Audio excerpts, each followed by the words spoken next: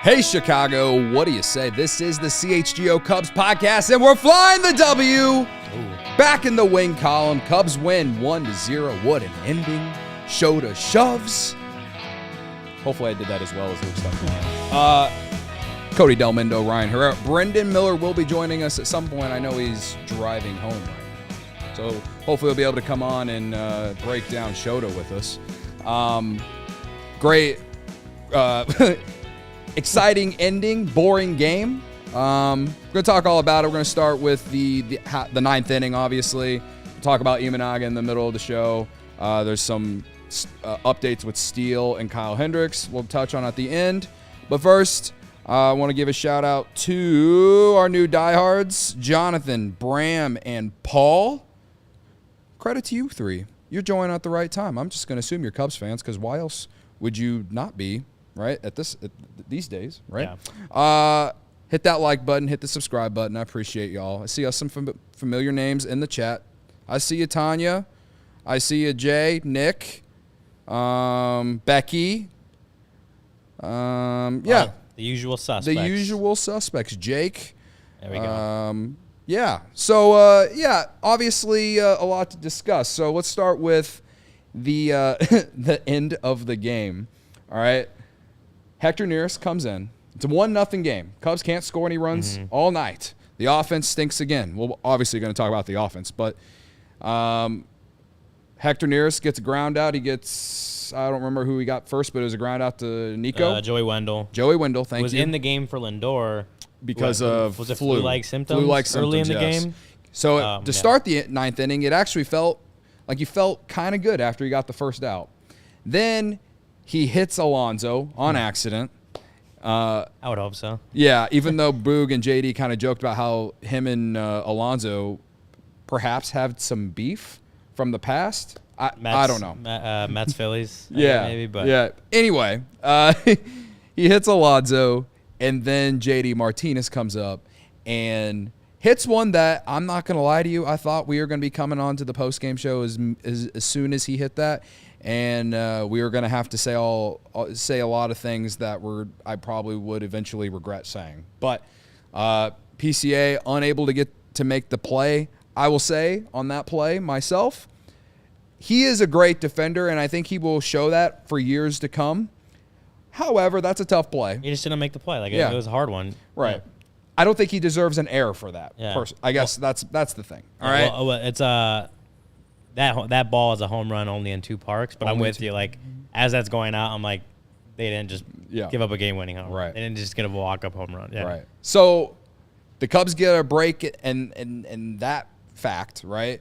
And then Jeff McNeil and Kevin, who's running the 1s and 2s as our producer tonight, when Jeff McNeil came to the plate, me and him both were like, this is the worst guy to have up here right now if you're the Cubs. He's a contact machine. He just puts the ball in play. That's all he does. He won a batting title once, right? Yeah. And I argued that Daniel Murphy, 2015, would be a worse hitter to come up in that situation. Credit to you. You're right. Credit to you. That is true. And then we also thought about, should they have walked McNeil, but who was on deck? Let me look. There was another left-handed hitter. Yeah, Brandon Nimmo was on deck. Brandon Nimmo, who had a homer yesterday. And it feels like he's kind of a Cubs killer, in my own opinion. I could be wrong on that. He's one of the hottest hitters in their lineup, too. Right. He's been one of the better hitters for them this year. So maybe they are thinking if he can get McNeil on a pop-up or strike him out or something, then maybe walk Nimmo. That was kind of what we thought while we were sitting on the couch. Either way, we never got there because McNeil ends up putting the ball in play, sends a fly ball out to left field. Ian Happ makes the play, and Alonso tags up. And we get a play at the plate. And I'm not going to lie to you guys, like in the moment, I thought he was safe. And Like the whole thing about him, like about Amaya blocking the plate when the Mets manager came out and basically argued that right away. I didn't really understand that. I thought, look, it makes sense that you're going to challenge us, but I thought he was safe. But they called it out for whatever reason. Maybe his hand hovered over the plate but didn't touch the plate. I don't know. But all I can say, given the circumstances that we got, is what a relay by Hap and Madrigal. Yeah. So, listen, man, like the baseball gods giveth and they taketh. And I feel like at some point, we're going to get a loss where we feel like the Cubs got screwed. But tonight, I will openly say on the show that we were kind of gifted a win in terms of the fact of not having to at least go to extra innings. Because if Alonso's safe, it's tied, right? It's not over. You haven't lost. Hap catching the ball was an out, so you had 2 outs. It would have been 2 outs with a man on third. Who's to say Neris doesn't get the final out and you go to extra innings and maybe the Cubs win then, right? Mm. But again, that's not the scenario that played out. I've always said that instant replay with MLB, it has its ups and downs. If there's not enough evidence, they never give you the call or whatever. Maybe that was basically, they said it was confirmed, right? So the not blocking was confirmed, but the tag versus the hand touching was stands. Yeah. So which the call means, on the field was out. Does that mean that they actually ruled it out? Like they didn't find enough evidence? They didn't find enough evidence to say he actually got the hand. Well, first when they hit the ball, I didn't think it was deep enough to be like, oh yeah, I'm scoring on this. Especially if you're Pete Alonso, fly, right? So, not that I was surprised that he took off, but it was like they were forcing the issue. And not even that, but it was just like, okay, this could actually be a close play at the plate. Great relay, right? Like, I thought maybe he'd just throw it all home. Great relay, and I said it before we got on here. Like Madrigal, credit to him, got that ball out so freaking fast. I don't know that Morel gets it out that fast to get it there in the time that Madrigal did. He got it, and it felt like the ball was out in a split second. So, which is exactly what you needed in that moment.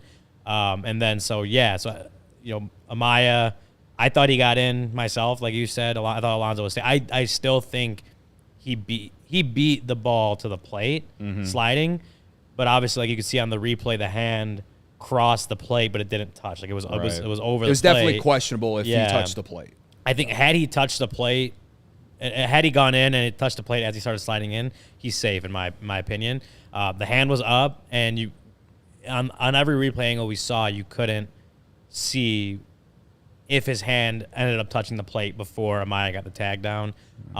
Also, good job by Amaya not blocking the plate, not get that call. That call was confirmed, so it was like he absolutely did not block the plate. But then, so the call stands, and I think it's fair because there's no – the replays we saw, there's no real evidence that the hand touched the plate before Amaya got the tag on him. So, call stands and Cubs win, and – jeez, man, like the cardiac Cubs, like 1-0. Cubs, jeez. bro. Oh my God, I won't add this to the you had no business winning this because Shota Imanaga was incredible tonight and he deserved the win. Mm-hmm.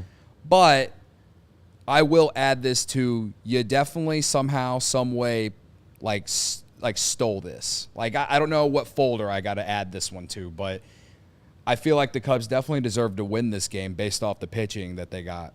They didn't get the offense and all that, but their defense showed up tonight. There were multiple defensive plays that helped them tonight. And again, like the relay that me and Ryan have referenced, it was great. It was perfect, yes. Normally, I'm used to seeing the outfielder just making the full throw to home plate. I don't know if Madrigal just cut it off or not, but because maybe Hap's throw wasn't good enough. I don't know. I think part of it is the fact that Hap wasn't like... It's not like he had momentum. Yeah, he wasn't in a position to get the momentum. He had to run over to the left field line and get that. Obviously they're talking out there, so anyone behind Madrigal could be telling him, like, cut, whatever, cut 4, whatever, however they say it, I forget. So that's possible, but, like, again, it was just a perfect relay. Madrigal gets it out as fast as possible, puts it right on the money, exactly where you need that ball to be, and then Amaya, gets the tag down and his foot blocked the hand. So there you go. Credit to Amaya for blocking Alonso's hand with the foot on wherever the cameras could catch it, because you just couldn't see if He got the hand down. But Credit Nick Madrigal, man. That is a really hard throw to make. We saw Wisdom screw it up yesterday. He threw it in left field. That's a really hard throw to make around a large target of Pete Alonso. Threw it to the right side of the bag. That was perfect. The fundamentals of that play, beautiful, off the charts. This is why I was so mad yesterday, because that Swanson routine ground ball, that cost them that eventually led to ALLCITY giving up the homer. It's a routine play. It's an easy play, and as we saw tonight, like Ian Happ had a great play in left field earlier in the game. Right? Swanson had a great play sliding to his left, popping up quickly and making a strong throw to first base tonight. There were multiple good plays. I felt like even though PCA didn't catch that ball in the ninth, every time a ball was hit to him out there that felt like it was hit kind of hard, he was just there. Yeah, he was there, read it right off the bat, like exactly what you expect PCA The defense tonight was great. And this is what this team has to do. This team has to defend like that. Yeah. And I know you're gonna have errors and mess ups on all this stuff, but I think the only one was the Morel throw to first. Yeah, and that was a tough play. It's a tough play. Yeah, but that's the only one where you're like, okay, like maybe either a better throw or you pick that. But like it's regardless, it is a tough play. But my point is when you see plays like the one that Swanson had last night that led to a loss, it becomes incredibly frustrating whenever we have seen how great of a defensive team this team can be. So when he messes up a routine play like that, it makes you want to pull your hair out, right? So to see the defense pick it back up tonight and essentially, basically get Hector Neris a save that he really doesn't deserve, I'll give him all the credit. I will criticize when I feel needed, and I will absolutely get really delusional about my optimism at the same time when things are good, right? That's just how I fan, all right? I don't tell you guys how to fan, and some of you try to tell me how to fan sometimes, but I will never tell y'all how to fan. But that's the point that I'm trying to make here is that, I wanna love or really support a certain guy if they make the make the routine plays, make the plays that they're supposed to make, and then give us some of that flash and stuff like that, like we saw tonight. But if you're not gonna make the routine plays, I'm gonna be mad. So one guy that needs to get shouted out obviously is Yency Almonte. Coming in and shutting things down. Like I've seen people in the chat saying like Leiter should not have pitched today, whatever. I think he pitched yesterday, right? Yeah, he pitched yesterday. But he's going up against the pocket of lefties. Mm-hmm. That's your most trusted reliever at that point. Sure. I think he got Nimmo to strike out swinging, and then Beatty hits a single a solid line drive single that Nico gets a glove on. Probably actually stopped it from getting to the wall, but almost caught it as well. And then Leiter walks DJ Stewart. So you got two guys on in a one-run game. And then Almonte, who gets a ton of hate from people. I still see it. He's really getting the Julian Merriweather treatment from the beginning of last year. He comes in and strikes Tyrone Taylor and Starling Marte out. Like just sweeper, gets them swinging crazy. Yeah, both sliders on strikeout pitches. Oh, man. Yeah, they're both great. Right on the black on the outside. Yeah, and then just to provide some perspective on Yency Almonte, right now with today, he's got a 4.63 ERA. Doesn't look great, right? But I think an example of how small samples and for relievers especially, one outing at the beginning of a season can just completely inflate your numbers. One example of that, but also just how people the first impressions of a guy, Julian Merriweather is a prime example, takes people a long time to kind of lose that first impression. If you take out the game Almonte gave up 3 runs and only got 1 out against the Rockies at the beginning of April. On a really terrible weather day. Yeah. He has a 2.38 ERA.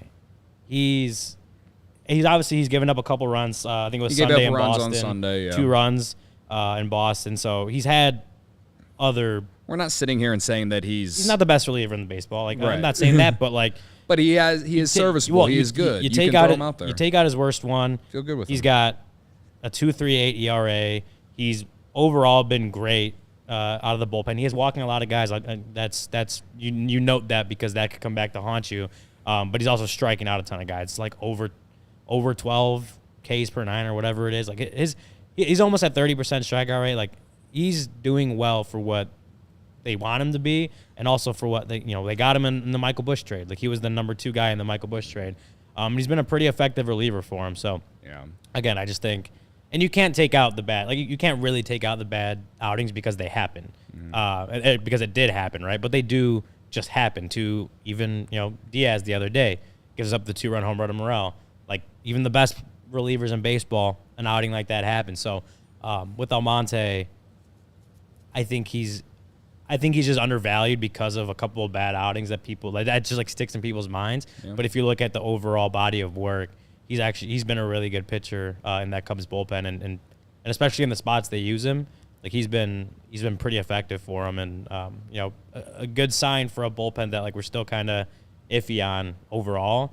When you really look at the numbers, like he's been outside of a couple outings, he's been pretty solid for this team. Yeah, he's probably their second highest trusted reliever behind Leiter, right? I mean, you need him right now, and he has shown up. Delivered today. The last couple of weeks, he has turned a corner. Because you're right, the first couple of starts were shaky, and Council desperately needs that, man. He needs somebody else to step up besides Mark Leiter, and Almonte did that. We can talk more bullpen here in a second. I know the people they're craving for it. I know that they really are. Even the people who don't really like the bit, but obviously I'm dedicating the beer bat to Shota Imanaga tonight. They don't win the game without him. And we'll get to Shota. And we have so much to say about Shota Imanaga, so I won't say too much. But, dude, when they signed him, I'm going to say this. When they signed him, we all thought, middle of the rotation starter. And who knows, maybe by the end of the year we feel like that. But this dude is on a Jake Arrieta 2015 run right now. His ERA is, below 1? Still below 1? Mm-hmm. Right? 0.78. And it's been we've seen a full month here doing this, and the way he got outs tonight, I don't know, man. I'll just say there's a masterclass by Jed Hoyer on that one. So credit to him. All right, quit credit stalling. to Shota. Quit stalling. Right. Let's get this beer back going. Beer bat time. You got the timer? As soon as it hits the lips, mine. I got the timer up. Okay. And go. 3, 4. Quality chug is what? It's under. I think it's under 12 is what we said. Under 12.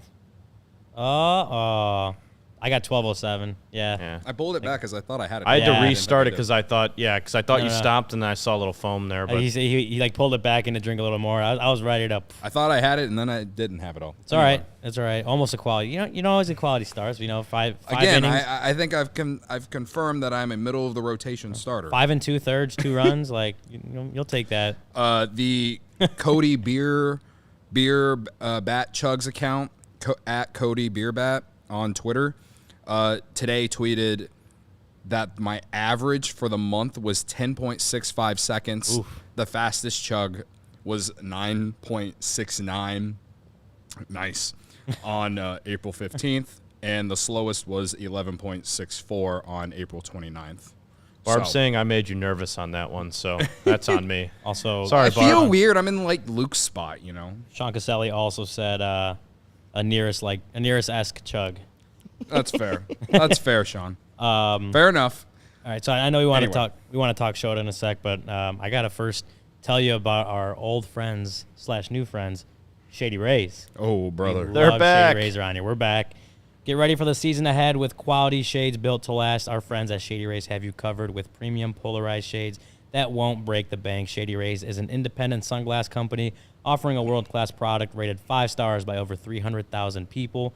Their shades have durable frames and crystal clear optics, making them the perfect choice for all outdoor adventures. They have hundreds of options to choose from, so you're bound to find the perfect pair to match your style. They probably have a style in your favorite team's color, so like if you're Cubs fans, go ahead and check them out and see if they got it. My own experience wearing Shady Rays, we've obviously when they were around as far as reads go. We got a lot of Shady Rays, and I still wear them to this day. Yeah, Durable. The video I posted on Instagram this afternoon talking about the guys from Milwaukee that got suspended and how they should have been suspended longer, I was wearing Shady Rays in the video. All right? Shady Rays are awesome. Shady Rays are great. And, again, I've said I've had multiple pairs, and I've lost multiple pairs, but they always help me out. Because if your shades ever go missing or take an unexpected hit, don't sweat it. They have the most insane protection in all of eyewear. Every pair is backed by lost or broken replacements. If you don't love your shades, exchange for a new pair or return worry-free within 30 days. There's no risk when you shop. Their team always has your back with personal and fast support. Exclusively for our listeners, Shady Rays is giving out their biggest deal of the season. Head to shadyrays.com and use code CHGO for 35% off polarized sunglasses. That's code CHGO at shadyrays.com for 35% off. Try for yourself the shades rated 5 stars by over 300,000 people. 35% off, yeah. Best deal of the season. I'm telling you, these sunglasses are the best, man. I love mine, all right? You know what else I love? I love Penrose Brewing, all right? Seltz Up, hard seltzers with real fruit. That's what they got for you, brother.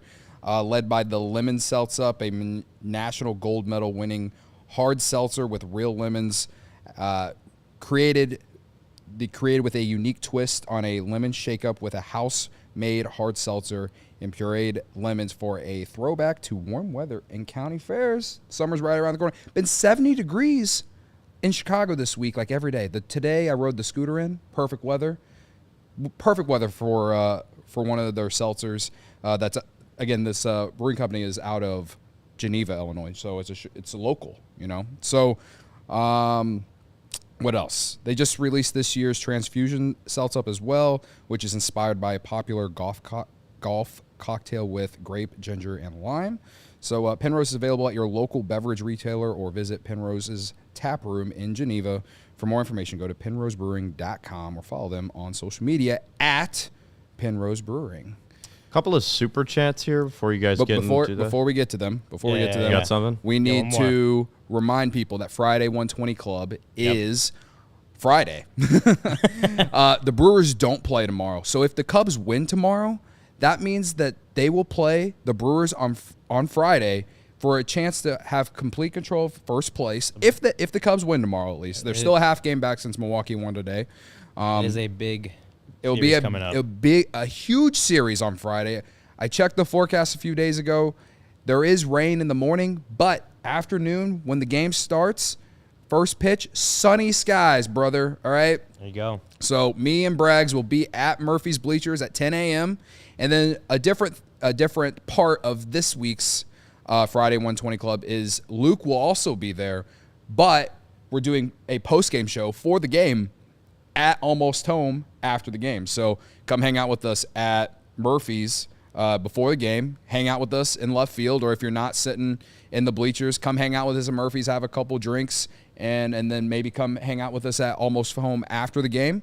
Whether you're sitting in the bleachers or not, everyone's welcome to come hang out with us. We've had a lot of people come out and get the shirt. We've seen people wearing the shirt. It's awesome. Oh yeah. And we're 2-0 on Friday 120 Clubs, all right? Undefeated. We're hitting 1,000 on Friday 120 Clubs, all right? And we definitely have a sign cooked up for this game, too. So I'm excited, and I hope the Cubs win tomorrow. That way we have a chance to be in first place after Friday's game and being able to do the post-game show at Almost Home, which is also a great bar. They love us. They post a picture from one of the pictures we took the last Friday 120 Club. So shout out to Almost Home, too. Right diagonally across the street from the Obvious Shirt Store. So, it should be a lot of fun.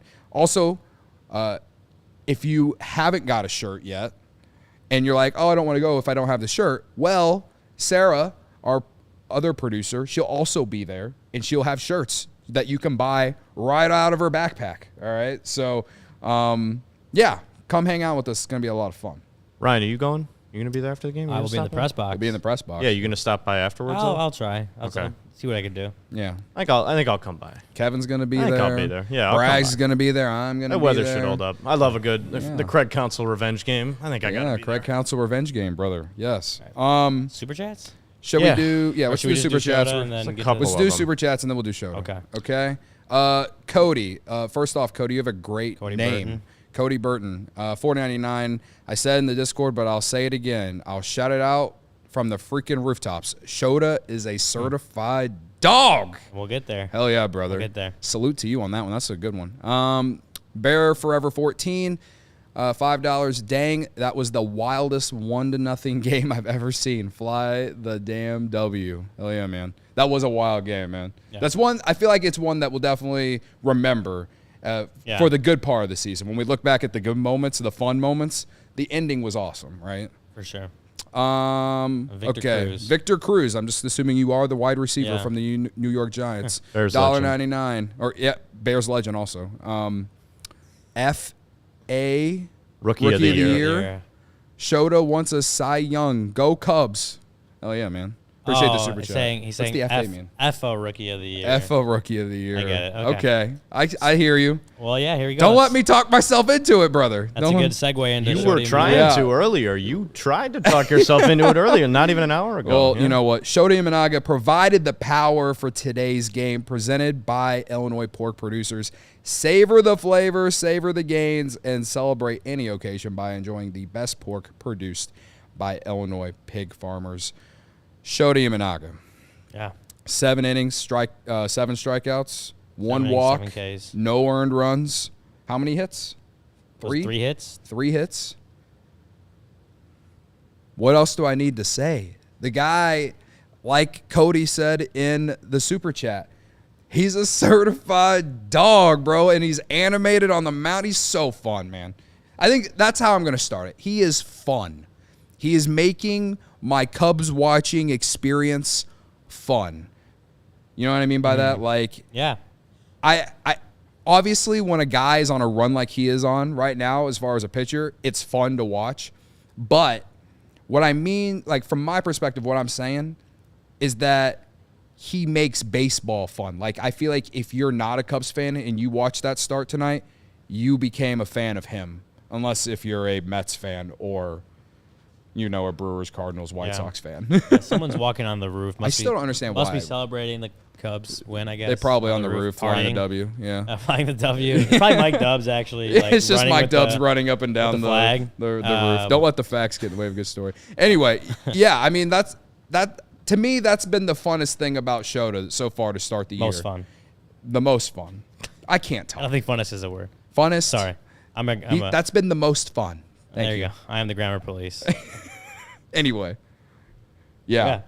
What do you got? Yeah, so I tweeted it earlier, but looking at the MLB ERA leaderboard, and this is qualified pitchers, obviously.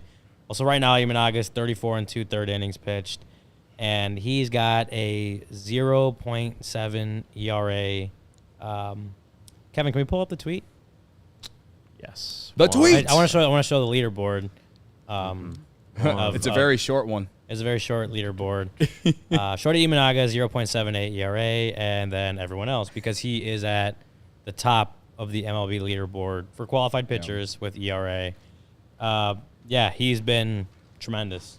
Like, there's no other way to put it. He's been tremendous, and it's like ERA is great, but even like you look at the FIP, he's still top 5 in FIP. Like he is being exactly he's actually, I think, been better than the Cubs could have hoped. Not even exactly what the Cubs could have hoped. He's been better than what the Cubs could have hoped.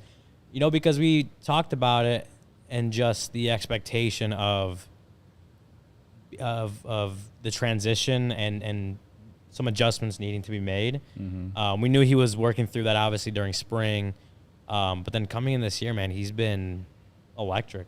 He's given up, I think it's still at 1 earned run throughout the year. Yeah. Like that, maybe 2. Someone in the chat Whatever it is. said, he's 5-0. And I know Luke he's all about the wins and losses column for pitchers, right? But he'd probably be 6-0 if that rain delay didn't happen against the Dodgers. Yeah, no, honestly. And he was shoving that day too. And yeah, I mean, the Cubs have won every game he's gone out there and pitched so far this year. I mean, we're talking, again, like I said during the beer bat segment, like we all kind of thought, maybe, best case scenario is, your number 3 behind Tyone and Steele. And he is pitching like He's pitching like he's pushing for number one. Yeah, 1A, exactly. 1B. Like, people in the chat saying Cy Young, Rookie of the Year, both, whatever. Like, it's not like an overreaction. That's how good he's been. And I don't even feel like it's an overreaction that I'm saying it's Jake Arrieta-esque, because 0.78, when you look at Jake Arrieta's 2015, the second half of 2015 for Jake Arrieta, from the All-Star break to the end of the year, which is a 2.5-month run, he had a 0.75 earned run average. I think that's over the course of like 11 or 12 starts. That was what led to him winning the Cy Young Award that year, right? Yeah. Like, again, it's weird for me to put a guy in the same realm as Jake Arrieta in 2015, but that's the kind of run it feels like Imanaga's on. No one can touch this guy right now. Yeah, no, and like obviously he walked a guy today, but he's still got a 3% walk rate on the year, which is at the moment third in baseball. Third lowest or tied for second lowest in baseball, or maybe like third just by long percentages. But like average, guys that have a 172 average against him, which if Fangraphs would load, is 10th in baseball. His whip 0.75, and that is third in baseball. Like, his WOBA's top, it's top 5% of the too. league, which goes hand in hand with the low walk rate. I mean, the guy doesn't walk anybody. No, he doesn't. He doesn't walk anybody. Yeah, and so like this is, again, what I say is this is better than anyone could have expected or hoped he would be. And I'm not saying I'm expecting a struggles to come anymore, because like we're 6 starts in now, he's just looking dominant. If they happened, would I be completely shocked? No, because we do know he's still coming from a different league. He's only 6 starts into pitching in the big leagues. But for now, while he's doing this, it's just like, yeah, enjoy the freaking ride, because he's just going out there and dominating, right? Like Jake, our boss Jake, said he stuck around and for a little bit and said he called a no-hitter. And said he wasn't leaving until he gave up a hit, and I think it was the second inning when he gave up a hit, but he only ended up giving up 3. So like, he wasn't that completely far off from that. So, and then obviously the strikeout rate's fine. He's striking out 26.5%. He had 7 Ks in 7 innings today. So, again, he's the command is on point. The stuff looks like not a lot of guys are seeing him very well. Home runs were a thing that we heard about coming from Japan. That's not been an issue, right? So it's a lot of him just looking just dominant.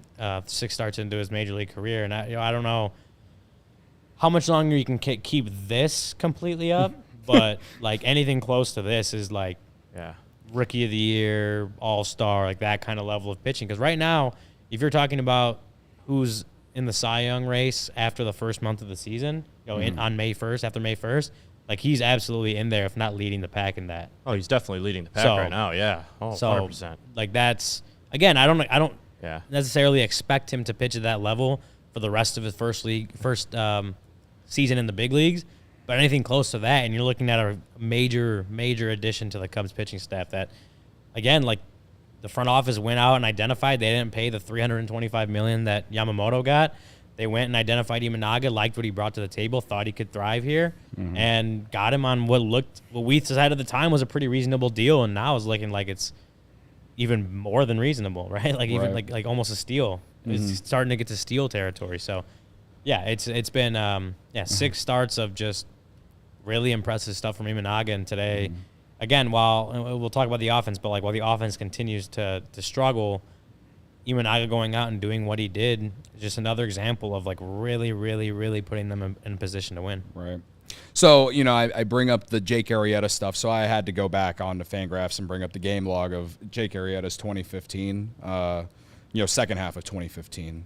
And like I said, I was off by 0.2 on the earned run average. He had 16 starts from July 12th until the very end of the season.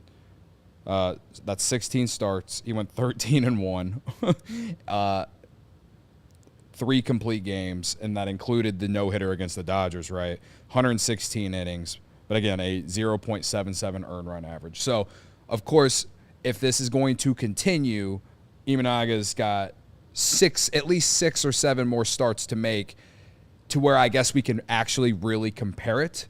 But, again, the ERAs are right there. Like, that's The only thing he doesn't have is a no-hitter, and I don't think he hasn't thrown a shutout, or not a shutout, but a complete game or anything like that. I don't think any Cubs pitcher has thrown a complete game this year. But complete games are so rare in today's game compared to even in 2015, where I felt like, they still happened a lot more often back then. So, anyway, I just wanted to kind of correct myself. But just to put it in perspective, like, that's how good of a run this guy is on right now. And, I keep waiting for the league to kind of figure him out a little bit, and it just ain't happening. Yep.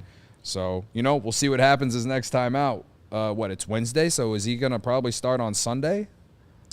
Would be Monday, right? Or is it Monday? Probably Monday. Looks like it'd be Monday, so it wouldn't be the Brewers series. Would have loved to see him pitch. I don't even remember who. Yeah, they're gonna miss. Yeah, they're gonna miss Imanaga and Steele, because I think Steele started today. We'll talk a little bit about that at the end here.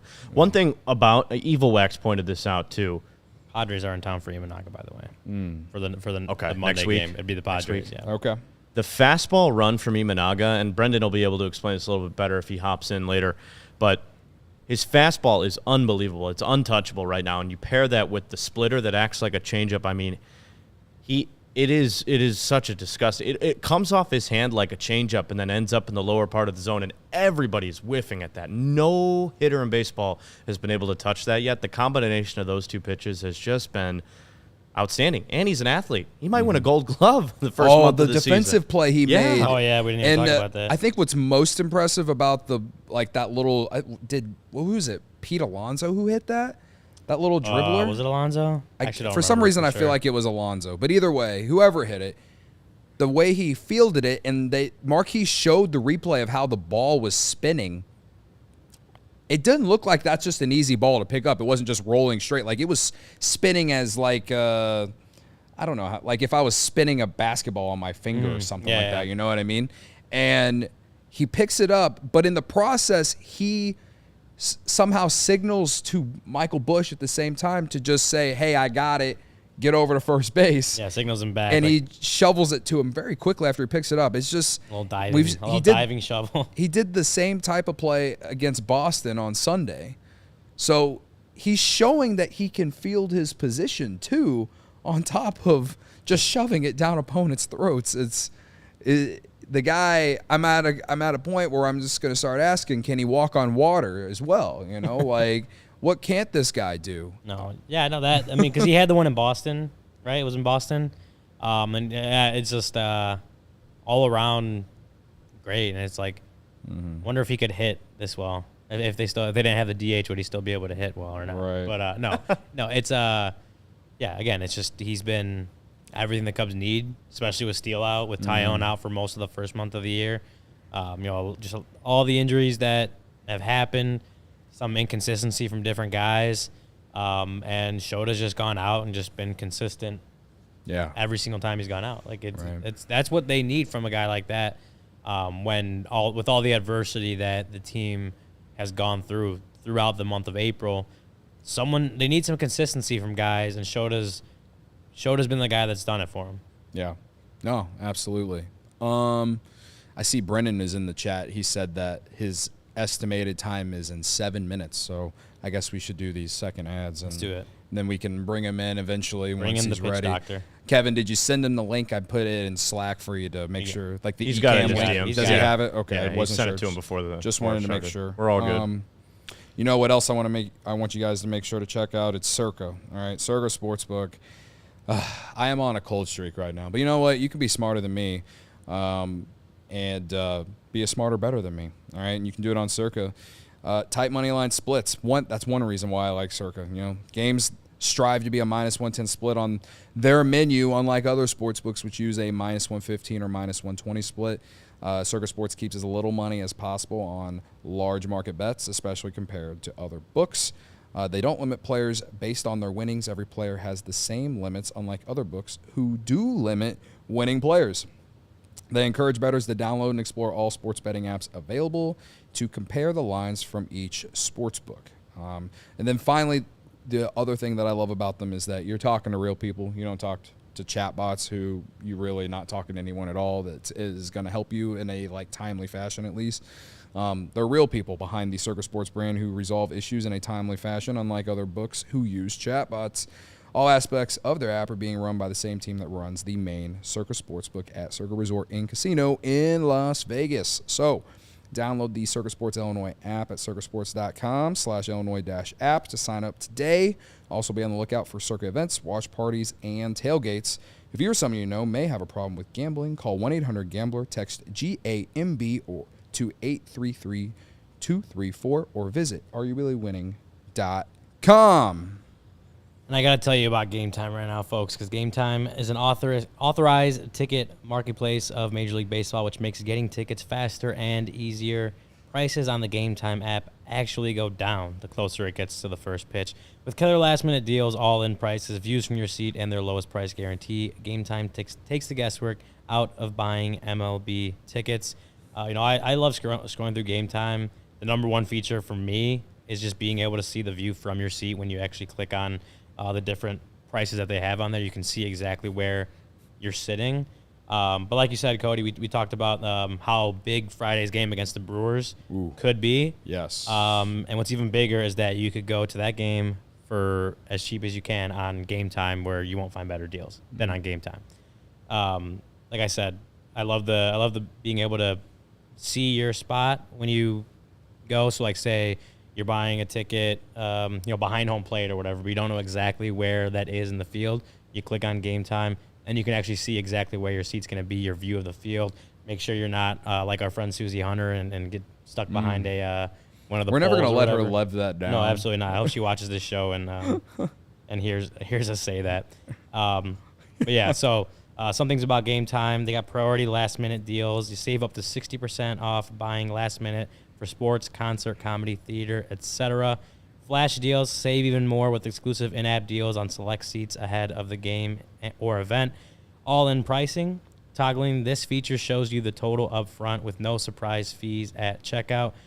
Game Time gives you the lowest price guarantee, or they will credit you 110% of the difference, and then Game Time ticket coverage. Your purchase is covered with the most flexible customer service policy in the ticketing industry. Take the guesswork out of buying MLB tickets with Game Time. Download the Game Time app, create an account, and use code CHGO for $20 off your first purchase. Terms apply. Again, create an account and redeem code CHGO for $20 off. Download Game Time today. Last-minute tickets, lowest price, guaranteed. We got a couple of super chats, and then we'll talk about the offense because, of course, we have to bitch about something tonight. You can get in right now on Game Time to the Friday game for $15. Hell yeah, brother. Why wouldn't $40 to sit in the bleachers. Yeah, you're cool. Yeah. You get in for free. But No, I say why wouldn't 40? you do it? If you could, why wouldn't you do that? It could be $40. Let me just be massive $40 game. bleacher seat for Friday. let The me Craig just- Council revenge game. right. Like, let me just set the scene for you guys. All right, $40 sit in the bleachers for a beginning of May game. It's not April anymore, and the weather is supposed to be beautiful. For Cubs Brewers, a rivalry game. with potentially. And the Cubs First could be in place on the first line. place after the end of the game, in which you will get to sing Go Cubs Go after. And, come hang out with us at Murphy's beforehand and at Almost Home after. I just feel like it's a great Friday. Like, why go to work when you could just go come hang out with us? All right? Like, that. I don't know how else I have to explain it. That's the best way I can explain it if you were, 5 years old. Anyway, super chats. Manuel Rios, $2. Manuel. There you go. I'm sorry. I'm really bad at pronouncing names. That's why Luke does it. Let's go. Wow. Who would have thought? I assume he's talking about the win. I'm assuming he's talking about the end of the game. And I'm still I can't believe it.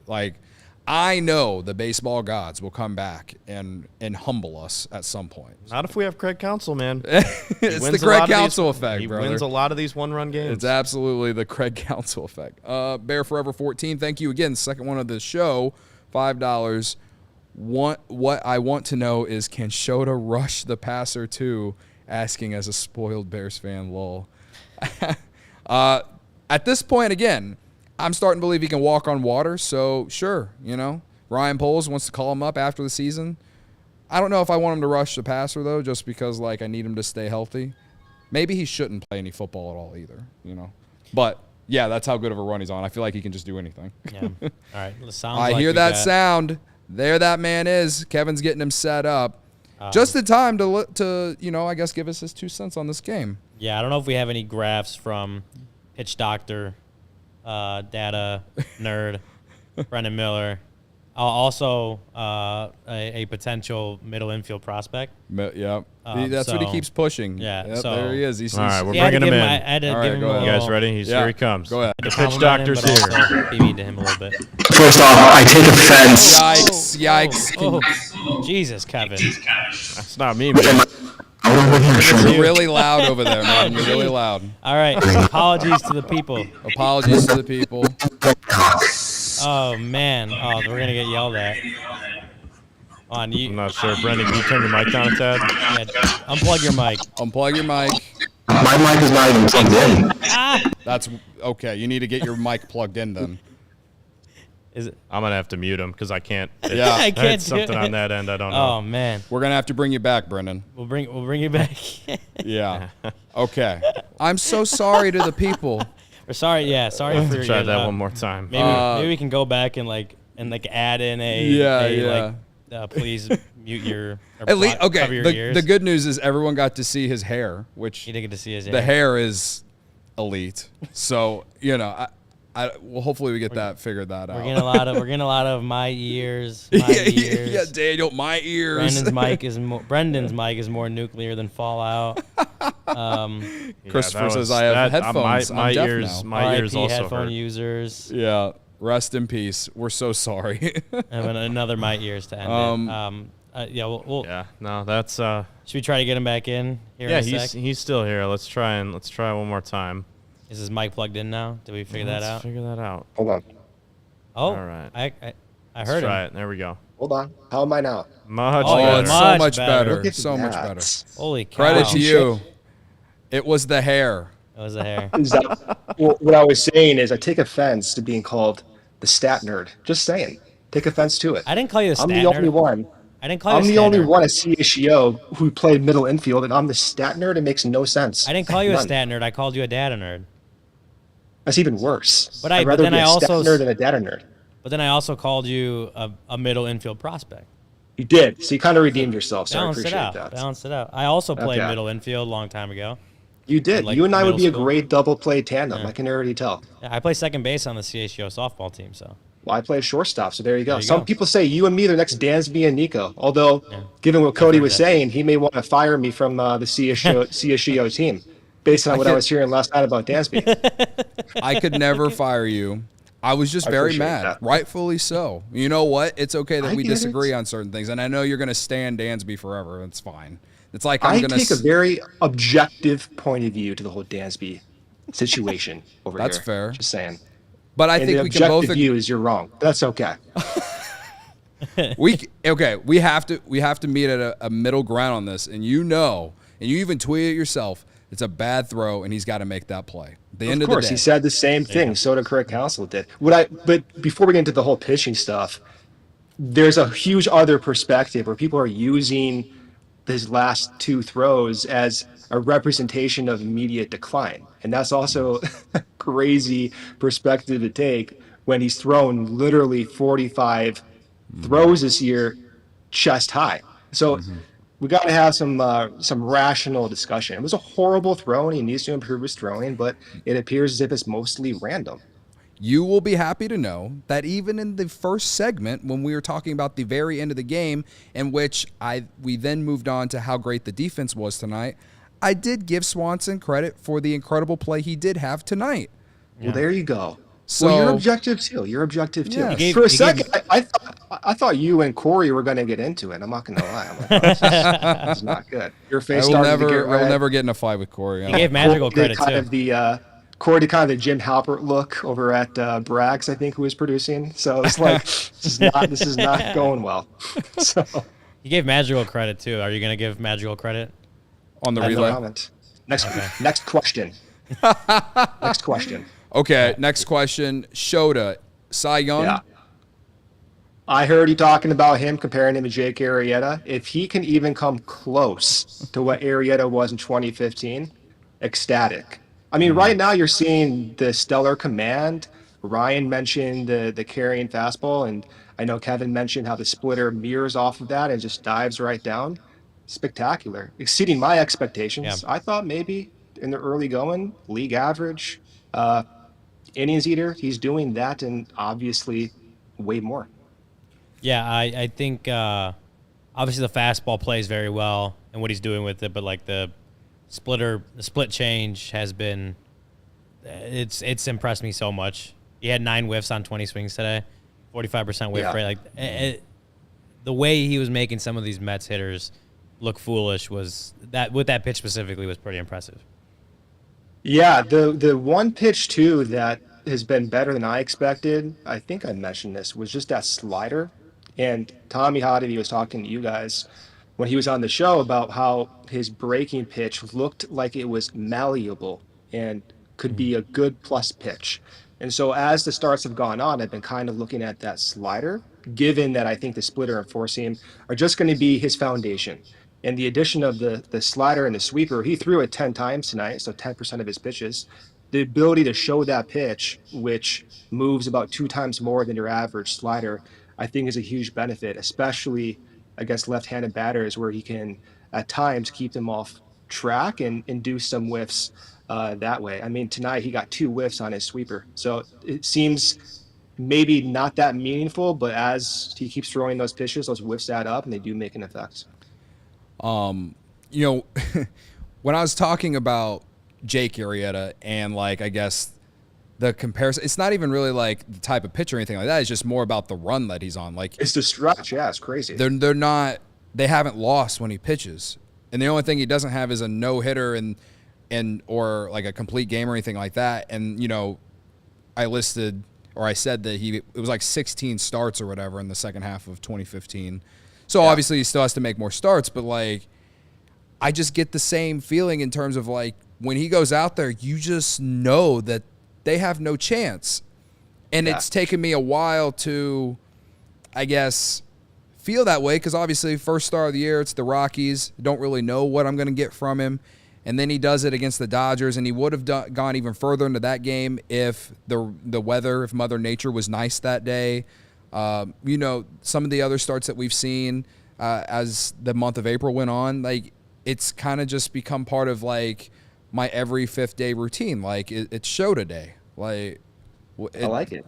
You know what I mean? Like it's incredibly fun. On top of the fact that his personality is completely different than Jake Arrieta's. He's like a very fun player. He shows a lot of animation on the field.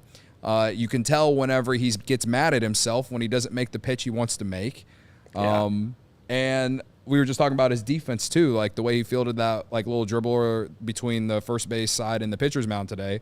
He did the same type of play in Boston on Sunday, and it just feels like, again, like he can't do anything wrong right now. It's an incredible run he's on. That splitter too is just disgusting. I mean, it's averaging so much depth and horizontal combination. You don't really see many splitters like that. I mean, his splitter is moving, you know, about 20% more horizontally than your average splitter. And then the ability for him to command sharply. I mean, his walk per 9 is 1 per game right now. And then with the weak contact and league average contact that he is inducing, it's remarkable. I would be surprised if he continues this stretch, but at the same time, what he's doing now, the ability to command sharply, miss bats, diverse repertoire, adapt to the certain lineup, and field his position as if he's a shortstop out there, as if he's one of the middle infielders, it's awesome. You got to love it too. Yeah, I think one thing is continuing to mix it up the way he has been, because obviously as guys get more data, or teams get more data on Imanaga, hitters are going to make adjustments. And I'm not saying that he is being predictable or anything right now, or he's patterning or whatever. But like I do want to, like, once the data starts growing even more, like I think one thing that's going to be important is going to be him sequencing, mixing, patterning, like all that continues to like kind of evolve as the hitters adapt. Just because like again, it's the start of his major league career and everything's working so well, but like it has to be able and willing to like kind of evolve in those areas so that when guys start to, if again, I'm not saying that he is showing any patterns, but if that becomes a thing, that he has to be able to, and that's part of like what the catchers do too. But like I think one thing that we need to make sure, like in the future, if any patterns start to show up, he's able to kind of adjust himself and what he does. Yeah, and you said it right there. That's a catcher thing. Jan Gomes or whoever's behind the plate's going to be calling the game, and that's why they have Tommy Hotovy. That's why they hired Moskow's to handle pitch design. They have a robust infrastructure to ensure if Imanaga does need to adapt from a sequencing point of view, it's all there, where everything that he needs, the resources, the calls, the strategy, the pregame strategy, it's set up. That's why, for me, seeing the sweeper and the slider being used effectively, in addition to at times like Hendricks throwing slower curveballs, mixing it up, that's why I'm dialed in on those two pitch types, because I know heavy four-seam fastball with carry, great splitter. You add those two secondary pitches to go off those two foundations, then you can adapt and adapt back to the inevitable adjustments lineups do make. Yeah. I think we got to ask about Hector Neris. Yeah, I mean, some people in the chat are asking about Hector Neris. Obviously not. You don't have great any tonight. Neris graphs, do you? Yeah. I got no Neris graphs. I got no graphs. Unfortunately, listen, I was speeding home. I was driving home faster than Neris's fastball, okay? So I was going really fast to get back. I got no graphs, but don't like what I see from Neris. Command, no explanation. Sometimes when command escapes pitchers, it could be for a variety of reasons, so we're told. The silver lining or the bright spot, if you want to find some optimism, is the splitter does look good when he locates, right? The few times that he does locate, you can definitely see the bite on that pitch. It's just a matter of getting him back to a point of command. Now, Kyle Hendricks had similar issues. Changeup shape looked great. Most of his pitches looked fine, but the command was awful. And ultimately, it may have led to Hendricks being on the Phantom IL. So if this continues for Neris, I know Craig has him in the closer spot, and he's made some saves recently with some drama. But over the long haul, if the bullpen does stabilize, and Neris is not going to command this well, then hard decisions will have to be made. This is not sustainable, this degree of command he's showing. Hey, Brendan, Kevin here. Who do you like in that bullpen except for Leiter? Do you like Almonte? No one right now. That's why I'm asking. I mean, you can't, when I say no one right now, I mean, you have to look at a spectrum of like the good and bad outcomes. Right. And you look across the bullpen right now, you see a lot of potential bad outcomes for Yency Almonte, Luke Little. You see a lot of good outcomes too, because they have nasty stuff. But for me, for a bullpen, for a reliever, I need to have someone enter a game where the worst case scenario is a surprise and a rarity, and not something that's, unsurprising. It's unsurprising when Yency Almonte pitches poorly. It's unsurprising when Luke Little pitches poorly. Unfortunately, right now, given Aber Alzolai's pitch shape, it's really not surprising he's getting blown up by left-handed batters. So for me, I don't really trust anyone in the bullpen other than Leiter right now. But at the same time, I'm very open to trusting a high volume of guys. Just at some point, they will need to show that. Yeah, I think I disagree in the sense that I think Almonte has been pretty good. Like, I get what you're saying, because there is that higher variability with him. And you've seen that throughout his career, that he's had just years that were really bad and years that were really good, right? And then even microcosm of this, he's had some bad outings this year. But I think if you're looking at, if you're just looking at the top of the Cubs like trust tree in the bullpen, you'd probably be Leiter and then Almonte, which may be more of an indictment on just the state of the bullpen than anything. But I think that's what it is. I think it's probably more of an indictment on the bullpen than anything. And sometimes bullpens fluctuate, but for me, for trust, I need someone to miss bats and to not walk batters. Almonte's missing bats, but his walk per nine is over 6. Yeah, I think that's the issue, is that the walk rate is just really high. Yeah. I am intrigued. I was really blown away by what Daniel Palencia did on Sunday against Boston. Touching 99, 100 multiple times, and doing exactly what you just said, whiffs. And it was a form of him that I don't think we have ever seen. It was like he went back to Iowa and they, I don't know, got him into a clone machine and put someone else in the body or something. I don't know what it was. All I know is that, I'm intrigued enough that I want to see more. I'm also curious Yeah. to why Keegan Thompson hasn't pitched since Friday. You know, like, and you know, we've seen some other comments in here from a few other people. Like, as far as closer, I don't think any of them, except for I'm still bullish on Luke Little or Ben Brown. Eventually, at some point by the end of the year, one of them could potentially be able to do it and hopefully develop into it. But I also think it's more likely that they have to make a trade or something like that to get one, a more proven one for sure. But as far as guys who can be effective, guys that can be those middle relief, high leverage, late inning guys, I think there are more people in there than what I feel like you're giving credit for. But I'm not telling you that you're not wrong. Like, I won't lie, sitting on the couch watching Almonte out there and Leiter, and it doesn't really matter who it is. Yeah, I have massive anxiety. Got to go home and call my therapist, brother. Well, that's what I mean. It's when I say I trust no one, my expectation is extremely high. So my expectation is like a bona fide true closer. Like when we watched Alzolay last year, his ability to showcase 3 breaking pitches and a 4-seam fastball and a 2-seam fastball, 5 different pitch types with stellar command, only walking few guys per game. His walk per 9 was under 9. His line looked very reminiscent of Emmanuel Clases, so where although he wasn't getting whiffs and strikeouts, he was able to basically have no drama because he was not walking anyone. So I was fine with the lack of whiffs for Alzolay in that spot because the command was amazing. The question with Alzolay and a lot of these other guys is to what degree is that command sustainable? Unfortunately for Alzolay, it hasn't been the command, but it's been the stuff. For the other majority of guys in the bullpen, it's all command related. So I'm optimistic about the bullpen. I do think it's going to stabilize right now, but in the current moment, my expectation for comfort and trust requires either extremely good command or okay command, but a ton of strikeouts. And Almonte, to Ryan's point, is probably closest to that trust line given the whiffs, but I will need to see the command improve and the walks go down. Luke Little can put in the same argument. Whiffs, stuff, fantastic, but command escapes him.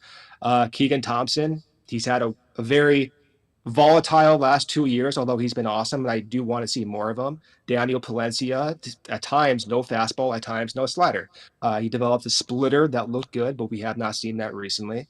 So there's a lot of unknowns, but over the course of 2-3 months leading up to the deadline, you expect those unknowns to be more known, and you expect the picture to be clear where a trade may make sense for this bullpen, which I think it probably will have to make some sense. Yeah, I think I was gonna say I think the outside of the bullpen, the concern at least over the last week or so has been the lineup.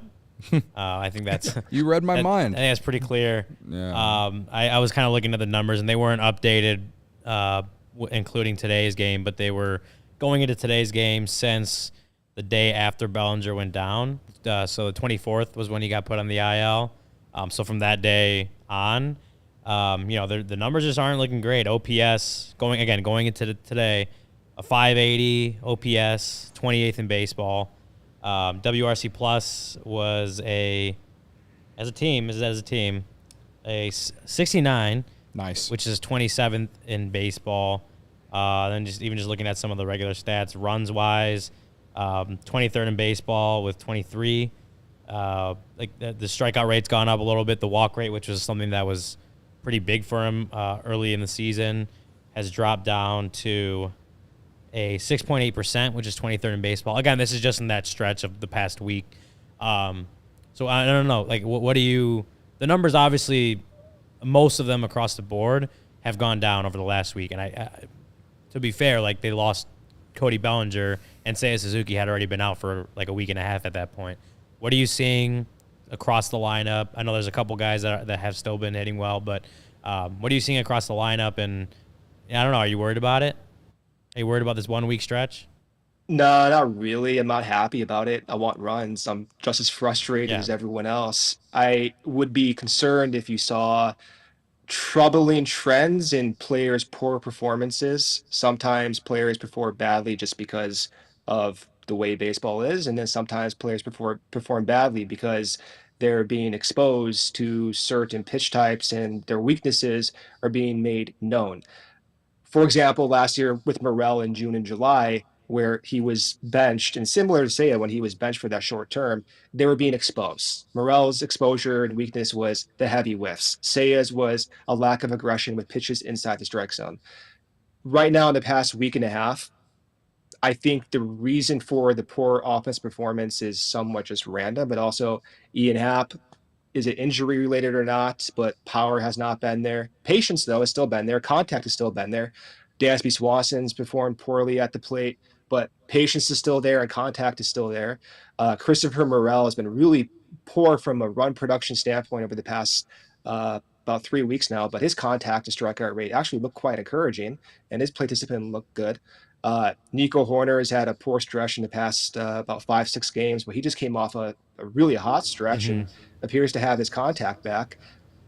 If there were other weird gaping fire alarms, if you will, for certain players, then I would be more concerned. But I think it's just the natural ebbs and flows of the sport. Coming off a West Coast trip, going to the East Coast, the days off, Bellinger's out, Seiya's out. Yeah. I think this is just kind of what you get when you have a weak stretch in a 6-month season. Yeah, I think, and it's obviously a little bit more on the rare side, but you just have most of the lineup slumping at the same time. You lose two of your best hitters. You have guys that, like, obviously, like, you'd rather have any guys going through slumps happen while other guys are hot, but sometimes they mix more to an extent where you have a lot of guys struggling at the same time. And obviously, again, with the two guys being out, you're making a bunch of rookies and young, inexperienced guys take their at-bats who just haven't seen a ton of major league pitching. So then it's good development in a sense, but it's also like they're most likely going to struggle because this is the best pitching they've ever seen. So I think, it is a lot of that, in my opinion, mixed together. The stretch, clearly frustrating for fans to see, but like, I'm not. You mentioned the ebbs and flows of a baseball season. They're just having a lot of ebbs at the same time, which history shows those flows will start to come back, right? The lows don't stay lows forever. Ups do come. That's a great slogan right there. Jeez, I gotta think about that every single day when I start my day. Man, credit to me. Is that our Lord and Savior Jake Slaughter is going to come up and save the season because this podcast said so. Oh, Luke, that's Luke's guy, right? It's Luke's guy. I never heard anyone talk Obviously, about Luke's him guy. Luke. He's the only one who's ever mentioned his name on this podcast. Give him all the credit when it happens. Right. I guess for me, any positives from the lineup tonight, even though there aren't really. I mean, this is just me like pulling, just trying to pull some sort of positives. Mervis hit the hardest hit ball of the night. And the one thing that I have liked from Mervis, even though the results haven't been there and he's been hitting a ton of ground balls, is that he's been swinging early in counts. And I like that he's trying to be aggressive. And that's what he did on that at-bat where if they were playing at Yankee Stadium, that ball would have been out. And he clearly has the power. He hit that ball 111 miles per hour.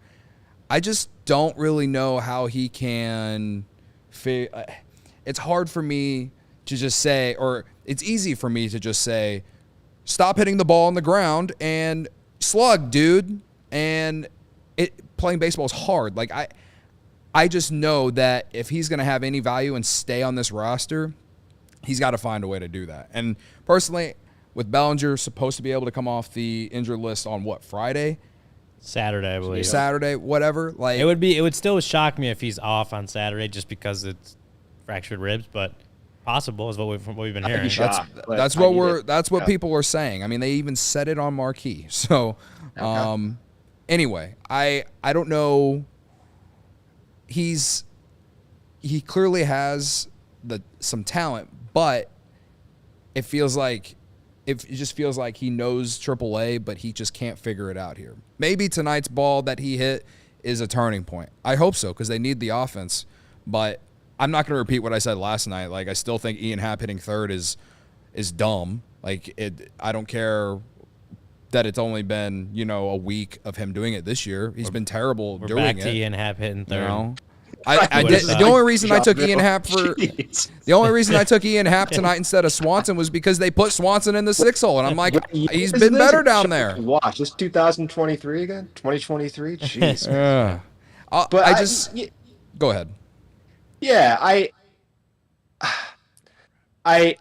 have like two voices in my head. I'm not schizophrenic, by the way, but two voices in my head. With one is like, You're the one Randy is Orton theme song. yeah, one is like telling me like, this team is frustrating. They're doing this same thing they did last year. And there's another voice telling me they're 19-12. They're seeing really positive trends from two guys who absolutely are a necessity for this team to succeed this year, in Christopher Morel and Bush. And those trends are plate discipline and hard contact driven. Those two performing well suggests the lineup with Bellinger and Seiya back is going to be strong. Now, I put myself in the worst case scenario.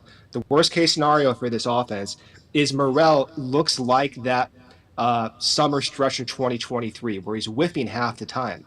Michael Bush looks like the quad A player that we've seen Matt Mervis look like in his short stretch here, where those two guys are ruled out into the future. Now you have Bellinger with a fractured rib. Oh, I'm concerned. Now you have Seiya with the oblique injury and that uncertainty.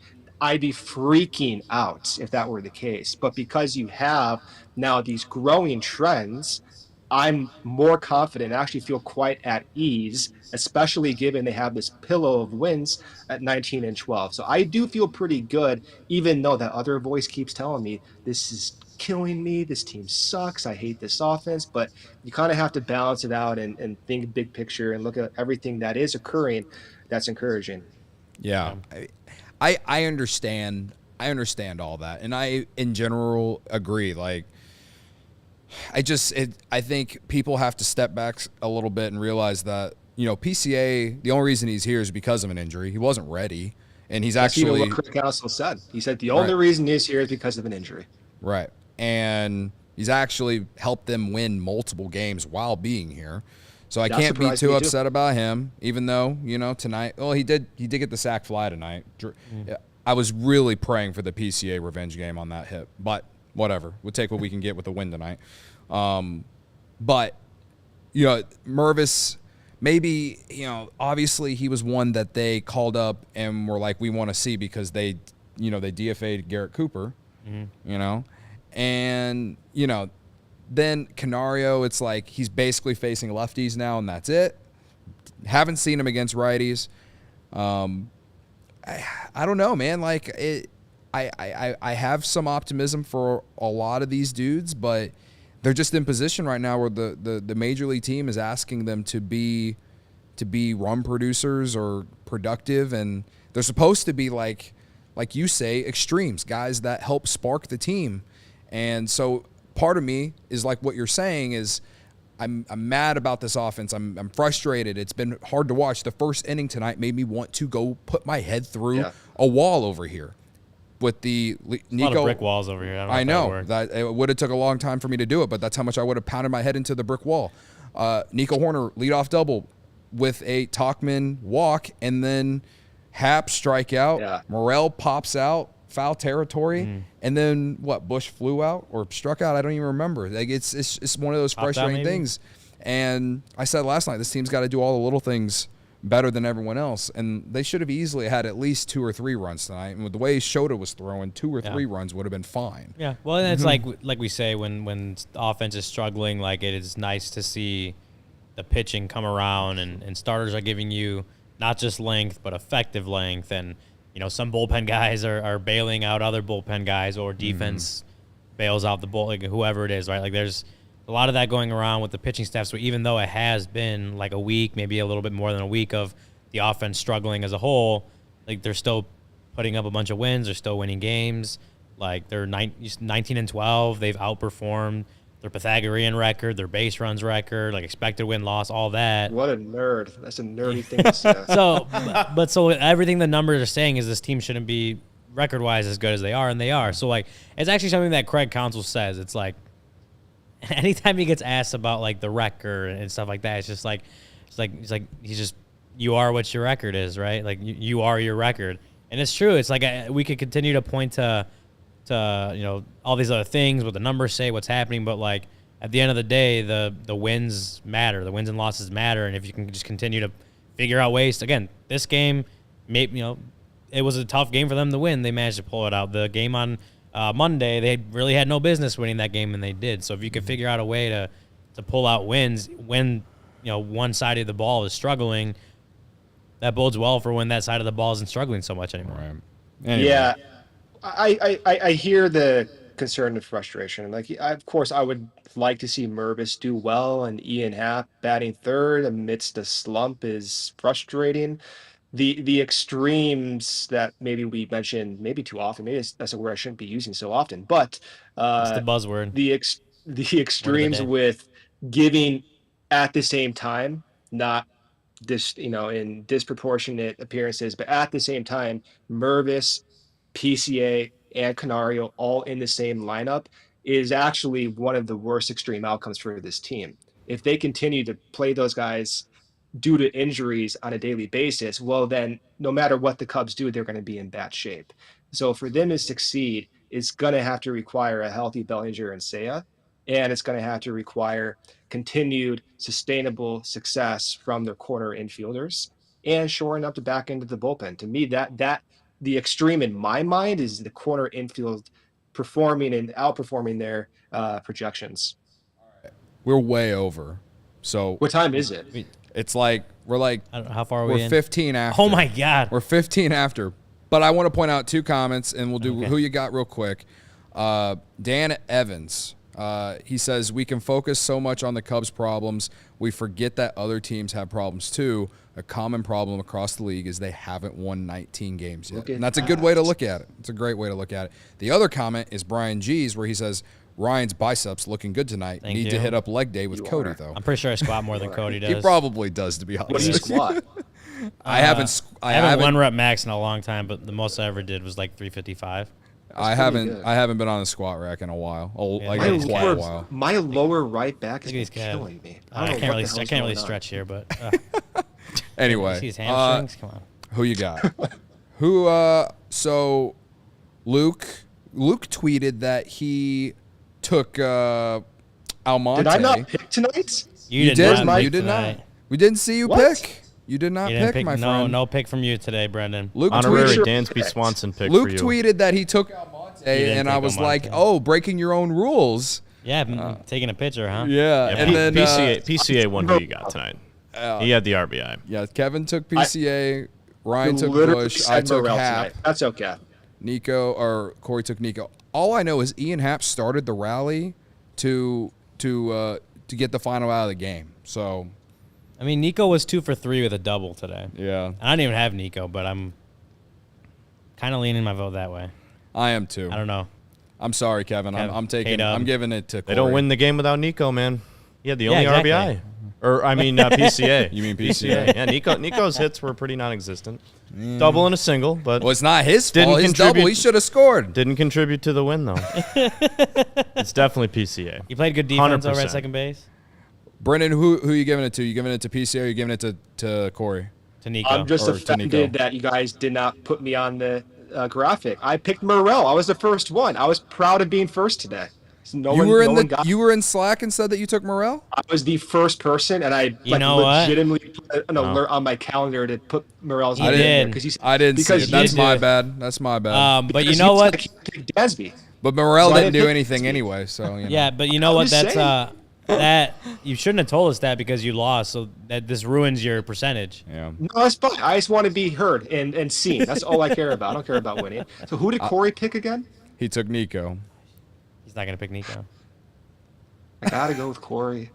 Oh wow! Damn, All K right, Dub. point for Corey. Right before he goes K-Dub off to takes the it. other side of the brutal. world tomorrow. So the game's 0-0 then? What are we? That doesn't count?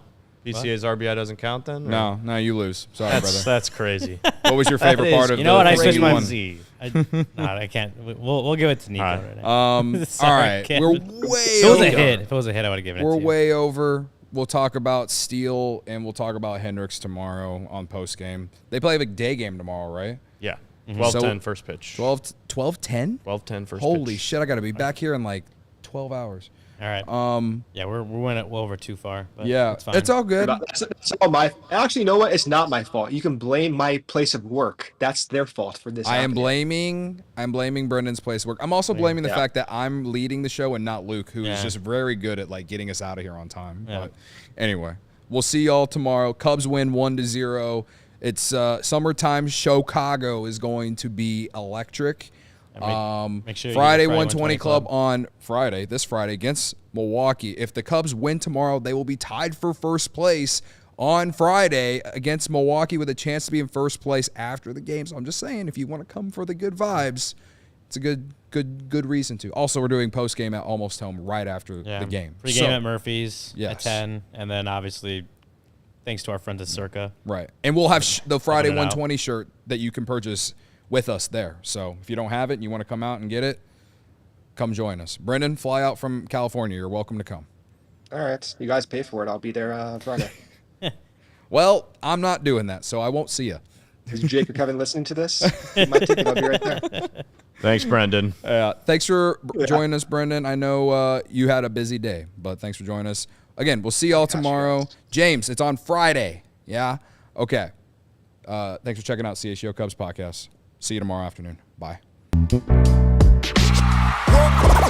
all silly like the mayor.